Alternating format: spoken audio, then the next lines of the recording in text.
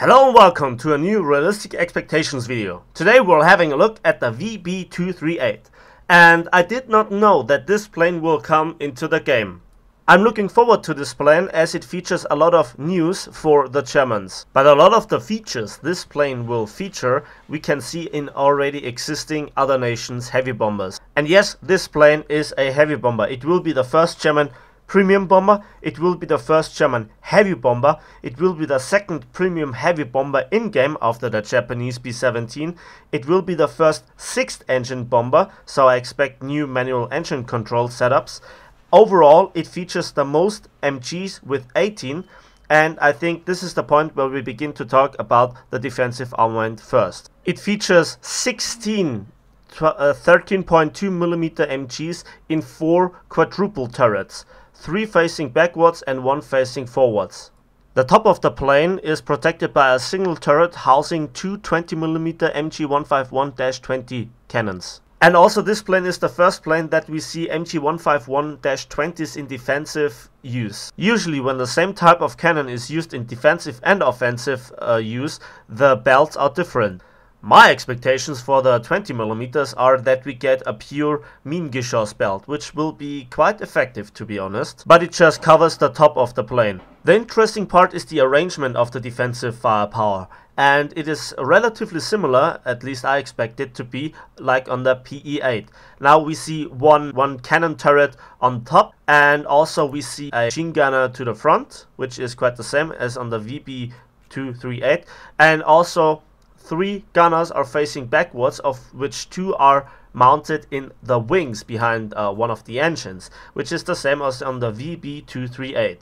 So it is quite important to set your aiming range right, as otherwise you would have 2 of your gunners just spraying into the void. Then let's talk about the important part, the bomb load. And this is highly amusing, as the devblog states that for balancing reasons the huge bomb load is drastically reduced to just 5 tons, and also that those 5 tons are an extremely high bomb load for its battle rating. That battle rating itself is not stated in the devblog, so I expect it to be around the battle rating of the year 2. So somewhere between 4.0 and 5.0 is my best guess. Now I agree that at first the aspect of reducing the bomb load for balancing reasons sounds quite amusing when we think about some other Russian bombers like the PE-8 or the year 2 or the Tu-4 therefore. But it also makes sense, as Gaijin might have learned their lessons from the implementation of the Tu-4, that a single bomber can easily wipe out the interest of players in realistic battles, but also to justify the relatively low battle rating for such a huge plane. That brings me to the handling and the survivability of this plane. This plane will be very vulnerable from attacks from below because there is no defensive gunner there. No self-sealing fuel tanks are mentioned in the devblog. It is undoubtedly an extremely big target, bigger than the B-29 and therefore also the Tu-4. So the first tip for engaging these planes is obviously attacking from below in a steep climb and aiming for just one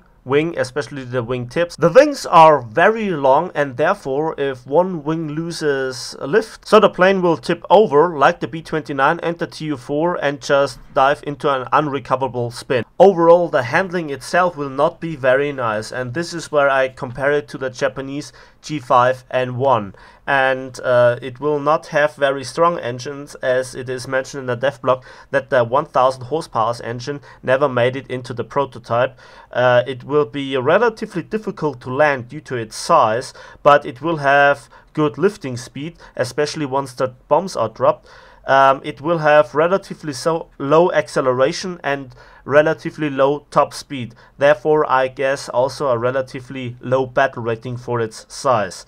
Nearly impossible to turn around, and slight damage, as I mentioned, to wing tips will lead to this plane tipping over. My predictions are that this plane will be a good addition to the game, but it also will be a little bit of trollish nature, because we will undoubtedly see this plane as the first true seaborne airplane for the Germans in a lot of sea battles, custom battles, and also it might result in the first German bomber spam.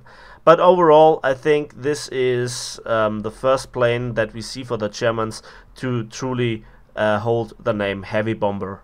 But still, overall, I think that the Do 217s are better off with their speed and dive speed capabilities. Anyways, that's it for today. Thanks for watching, thanks for listening. Let me know in the comment section what you think about this plane. Give this video a like if you did, share it with your friends, subscribe if you want to see more, and see you in the skies and on the waves.